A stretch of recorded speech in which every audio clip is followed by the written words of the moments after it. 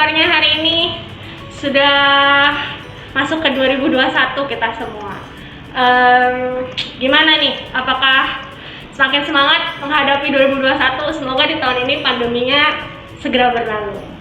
Oke, hari ini aku bareng sama satu pribadi yang mau sharing nih sama kita. Boleh perkenalin diri dulu, Pak? Nama saya Arya. Pekerjaan saya lawyer. Terus hari ini senang banget udah diundang sama Bu Benita ke tempat yang sehat banget nih, dari luar kelihatan banget sehat, dan minumannya juga enak dari tadi. Oke, jadi Pak Arya ini saya kenal sama Pak Arya ini satu keberuntungan bisa kenal sama Pak Arya gitu, karena Pak Arya cukup banyak membantu saya sebelumnya. Nah, seperti yang tadi Pak Arya bilang, Pak Arya ini memang seorang lawyer ya, dari sisi hukum gitu. Hari ini kita mau bahas hukum nih gitu. Kayaknya serem ya Pak ngomongin hukum. Sebenarnya hukum tuh serem nggak sih Pak? Hukum rimba serem. Hukum rimba ya serem, ya benar, kalau hukum rimba serem. Oke, ngomong hukum nih, saya baru pertama kali nih bisa ngobrol banyak sama orang hukum gitu. Karena kan biasa lawyer tuh kalau mau ketemu bayar. Kali ini nggak bayar ya Pak ya. Jangan lupa. Nah, gimana sih Pak kok Bapak bisa kepikiran bisa memilih hukum sebagai profesi dan pekerjaan Bapak? Oke, jadi sebetulnya awalnya itu memang agak unik sih alasannya. Jadi dulu ibu saya almarhum belum sempat menyelesaikan kuliah di hukum, belum sempat selesai karena sakit, dia udah meninggal. Jadi saya dari kecil memang ada satu keinginan di mana saya seperti pengen menyelesaikan lah sekolahnya dia gitu. Tapi dengan jalannya waktu malah jadi memang merasa cocok dengan jurusan hukum ini gitu, karena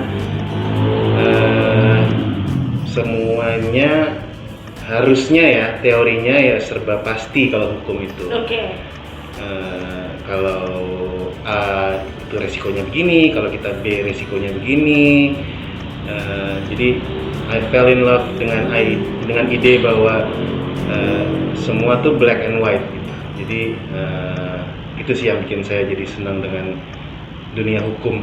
Oh, oke. Jadi dari pertama ingin menjalankan amanah istilahnya ya Pak. Yeah. Lalu berikutnya memang akhirnya jatuh cinta gitu. Jadi memang cinta seiring berjalannya waktu, teman-teman, sahabat positif ya. Yeah. Jadi jangan menyerah dulu di awal kalau belum cinta. Seiring berjalannya waktu pasti cinta.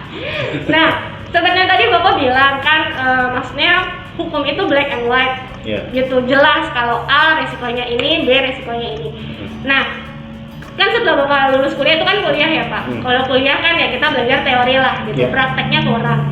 Setelah Bapak selesai di masa perkuliahan Bapak masuk ke dunia kerja, emang benar Pak black and white? Enggak. Nah, ternyata nggak black and white itu gimana Pak ceritanya? Apakah Bapak shock? Sebetulnya shock enggak sih, tapi memang kita udah siap. Memang justru tujuannya kuliah kan supaya memang kita tahu paling enggak mana yang benar, mana yang salah, mana yang hitam, mana yang putih. Di dalam prakteknya bahwa yang sering terjadi adalah abu-abu, ya justru disitulah kita masuk untuk tetap mendefinisikan sesuatu tuh untuk lebih jelas gitu, nggak abu-abu. Dan sampai sekarang pun juga banyak kendala yang kita hadapi di lapangan, bahwa kadang-kadang kita kaget juga, ya ampun nih ternyata abu-abunya banyak banget gitu. Tapi ya nggak membuat kita menyerah juga sih, ya tetap pokoknya kita tahu mana yang benar, mana yang salah gitu. Oke, berarti ya tetap ya ada, memang praktek itu berbeda dari teori ya. Iya, gitu. Berbeda.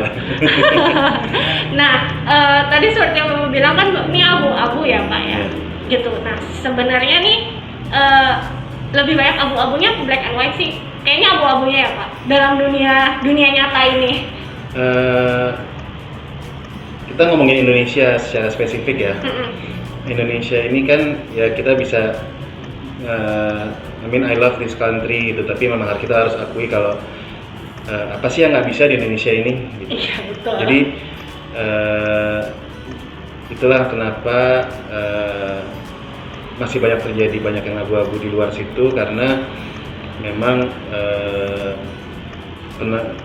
penegakan hukum kali ya belum berjalan dengan baik gitu. Jadi tapi kita menuju ke situ kok sebetulnya, tapi mungkin masih perlu waktu. Oke. Semoga segera tercapai lah ya gitu loh, karena tapi mungkin memang nggak ada yang benar-benar hitam, nggak ada yang benar-benar putih kali ya Pak. Maksudnya di seluruh dunia, di seluruh dunia hukum, di seluruh dunia gitu. Kayaknya sulit ya menemukan yang seperti itu ya. Sulit sih. Makanya kita mesti baliknya ke teorinya lagi sebetulnya gitu. Oke. Jadi memang tergantung maksudnya kita sebagai anak bangsa yang harus memperjuangkan ya Pak untuk jadi lebih baik. Wah, setuju banget sih sahabat positif gitu loh, karena memang ya benar, semua di Indonesia itu tidak ada yang tidak mungkin gitu. Mau yang baik, mau yang buruk, semuanya mungkin gitu. Nah, itu yang bahaya sebenarnya ya gitu. Nah, tapi aku tertarik nih Pak, kalau misalnya Bapak bilang abu-abu gitu, lebih banyak abu-abu daripada hitam dan putih. Dan Bapak kembali ke teori untuk membenarkannya gitu loh. Pernah nggak sih Pak dalam usaha Bapak membenarkan itu dari abu-abu jadi hitam dan putih, Bapak tuh kayak ya itu mungkin dicela, mungkin dianggap remeh, atau mungkin istilahnya kayak dikucilkan gitu loh Pak. Ada nggak Pak cerita tentang itu? Sering sih. Ya ampun, Bapak ini baik sekali. Apalagi saya kan memang dari dulu fokusnya di perusahaan ya. Kalau di perusahaan itu perusahaan itu kan memang tujuannya untuk mencari laba pasti. Sedangkan ada aturan-aturan yang bukan membatasi ya, aturan yang mengatur bagaimana cara mendapatkan laba tersebut gitu. Jadi sering terjadi di mana bukan pelanggaran juga, tapi mungkin mau berusaha mencari celah gitu, mencari celah dalam suatu aturan di mana sebetulnya itu juga tidak legal tapi tidak ilegal juga. Jadi nah kadang-kadang kita yang agak susah di situ untuk mengingatkan ke atasan apa yang boleh dan apa yang tidak boleh, dan secara kita sama-sama pegawai ya, jadi ya kadang-kadang kalau kita info ke atasan bahwa oh ini nggak bisa nih Pak atau Bu, nah itu membuat posisi kita juga jadi sulit ya, karena kita harus di satu sisi kita pegawai, tapi di satu sisi kita juga harus menjaga perusahaan. Jadi itu hal biasa lah, kalau itu udah makanan sehari-hari kayaknya kalau dikucilkan gitu. Nah Pak, kalau misalnya kayak gitu tadi Bapak bilang Bapak harus kasih tahu kan yang benar yang mana gitu loh. Saya juga pernah jadi karyawan dan itu kan sulit ya Pak memang dilakukannya gitu.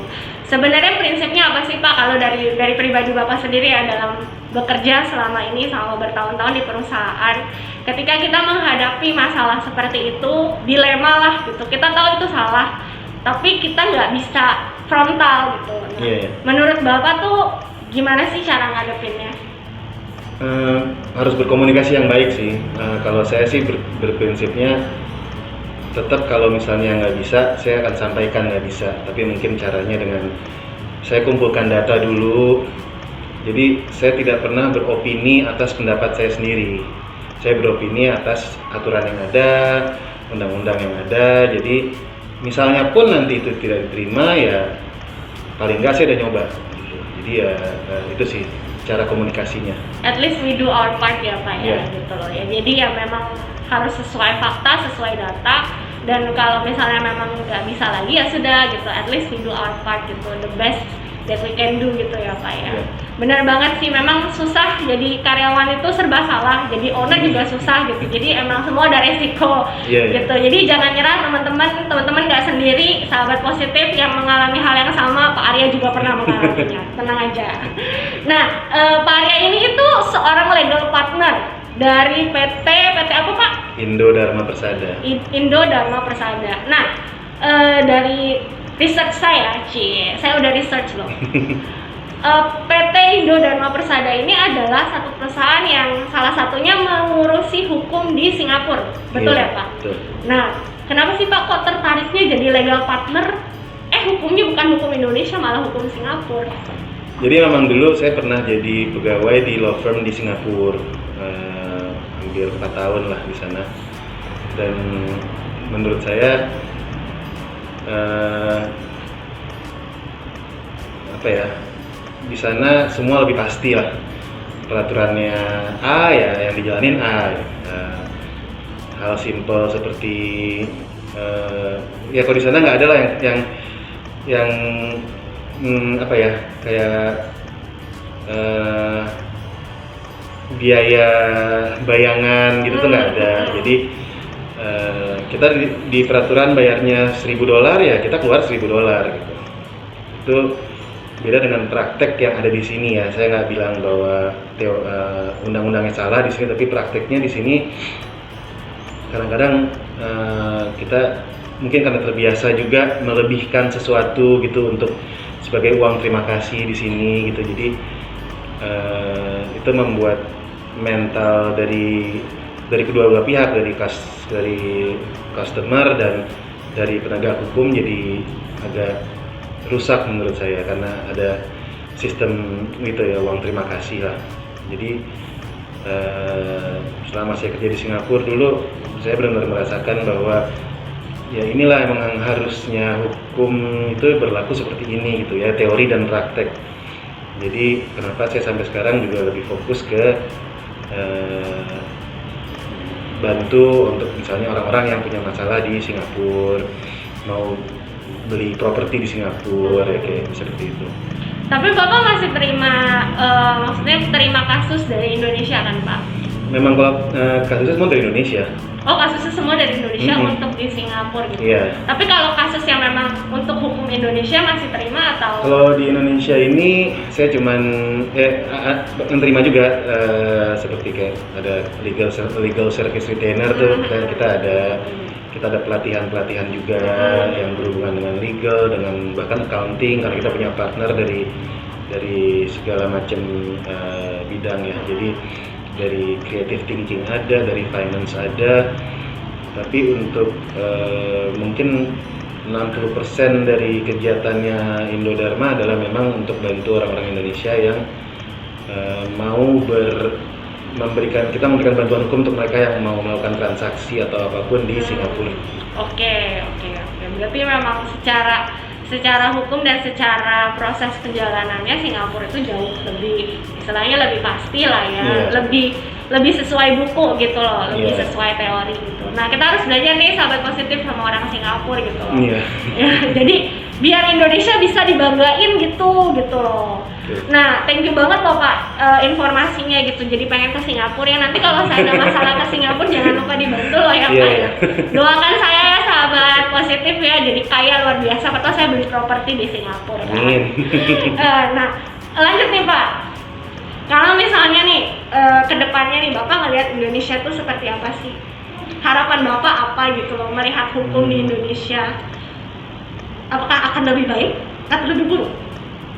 Atau biasa aja? Sulit ya Pak pertanyaannya. Ya, saya mau berusaha positif saja sih ya.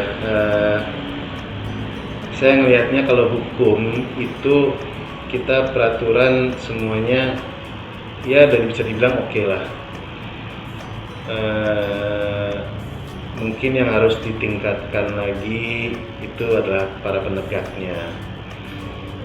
Kita udah sering baca media di mana mungkin kalau tukang copet ditangkap, mungkin kita yang ekspektasinya ya udahlah emang tukang copet ya ditangkap gitu. Tapi kalau seorang penegak hukum ditangkap karena melanggar hukum, itu kan kayak jeruk makan jeruk gitu loh. Iya, betul.